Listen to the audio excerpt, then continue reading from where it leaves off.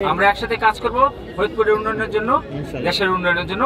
তাহলে খারাপ ব্যবহার করবে কেন তার সাথে? তারপরে যদি খারাপ ব্যবহার করে উনি মালিক সমিতির সভাপতি হিসাবে ব্যবস্থা নিতে পারেন, উনাকে জানাবেন। উনি যদি ব্যবস্থা না নেয়, তারপর আমরা আইনগতভাবে আমরা আইন প্রয়োগকারী সংস্থা যারা আছি আইনগত, ঠিক আছে? তাহলে আর বক্তব্য না বাড়াই, শেষ করে দিই। যা যার মতো চলে যান, জেলা প্রশাসক মহোদয় বলুক, উনি বললেন আমরা শুনে যা যার মতো চলে যাই। আর রাস্তাঘাট অবরোধ করলে মানুষের ভোগান্তি বাড়ে।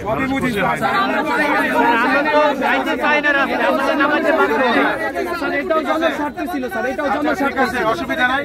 আমরা মনে হয় যে আপনাদের যে দাবি, সেই দাবির পক্ষে আমরা মনে হয় সমবেত হতে পেরেছি।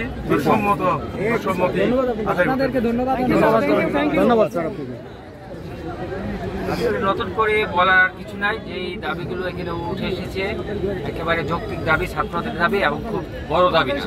আমি আশা করবো যে মালিক সমিতির সভাপতি যিনি আসছেন, এই দাবিগুলো, ছাত্রদের দাবিগুলো আজকে থেকে কার্যকর হবে এবং কমিটমেন্টের জায়গা যেন আমরা থাকি।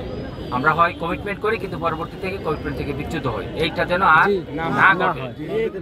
আর দ্বিতীয়ত হচ্ছে যে এইটা কার্যকর করার জন্য যে ধরনের ব্যবস্থা নেওয়া দরকার, জানানো এবং হচ্ছে আমাদের যে স্টাফ আছে যারা বাসের সাথে সংশ্লিষ্ট স্টাফদের নির্দেশনা দেওয়া, আপনারা মালিক সমিতি বসে একসাথে সিদ্ধান্ত নিয়ে চমৎকারভাবে এই সমস্যাটা সমাধান করবেন এবং ভবিষ্যতে যেন আমাদেরকে আর ছাত্রদেরকে যেন রাস্তায় না নামতে হয়, আমাদেরকে যেন এসে বিষয়গুলো নিয়ে কাজ করতে না হয়।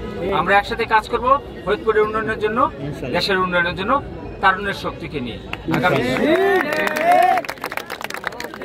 আমাদের আন্দোলন সফল। আজকে আমাদের এই কর্মসূচি এখানে সমাপ্ত ঘোষণা করা হলো।